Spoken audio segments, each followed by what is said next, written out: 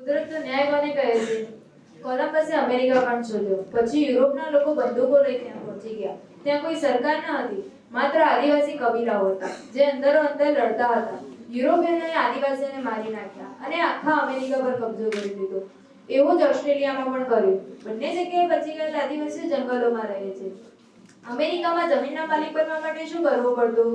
જંગલોમાં જઈને ઝાડ કાપવાના, જમીન સમતળ કરવાની અને કાપેલ ઝાડના લાકડાથી બાઉન્ડ્રી બનાવી દેવાની. પછી સરકારમાં અરજી કરવાની ને જમીન તમને મળી જાય.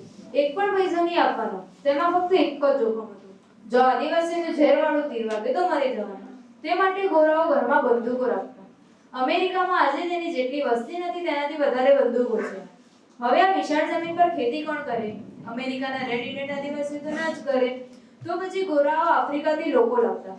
આફ્રિકામાં જાહેરાત આપતા. નવી દુનિયા શોધાય છે, ત્યાં ખૂબ કામ છે, ખૂબ જ પૈસા છે અને આફ્રિકનોની ભરતી કરતા. તેમને વહાણમાં બેસાડી કેદ કરી લેતા અને અમેરિકાના બજારમાં ઢોરની જેમ વેચતા. આ ગુલામો ખેતી કરતા. હવે ઔદ્યોગિક ક્રાંતિ પછી યુનાઇટેડ સ્ટેટ્સ ઓફ અમેરિકાના 50 રાજ્યો પૈકી ઉત્તરના રાજ્યોમાં ઔદ્યોગિકરણ થયું અને ખેતી ગૌણ બની ગઈ. દક્ષિણના રાજ્યો હજુ પણ ખેતી પર આધારિત હતા. ઉત્તરના રાજ્યો ગુલામી નાબૂદ કરવા માંગતા હતા તથા દક્ષિણના રાજ્યો ગુલામી ચાલુ રાખવા માંગતા હતા. આ મુદ્દે ઉત્તર અને દક્ષિણના રાજ્યો વચ્ચે ગૃહયુદ્ધ થયું. તેમાં લાખો લોકો મર્યા. હવે આફ્રિકનોને ગુલામ રાખવા કે નહીં તે મુદ્દે ગોરાઓએ એકબીજાને મારી નાખ્યા. તે જ રીતે એશિયા અને આફ્રિકાના દેશોને કોણ ગુલામ બનાવશે? ઇંગ્લેન્ડ કે ફ્રાન્સ, જર્મની કે ઇટલી?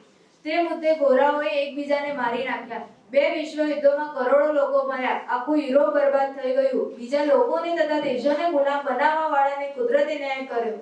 તેઓ પરસ્પર લડ્યા અને મર્યા. આને કુદરતનો ન્યાય કહે છે. Thank you.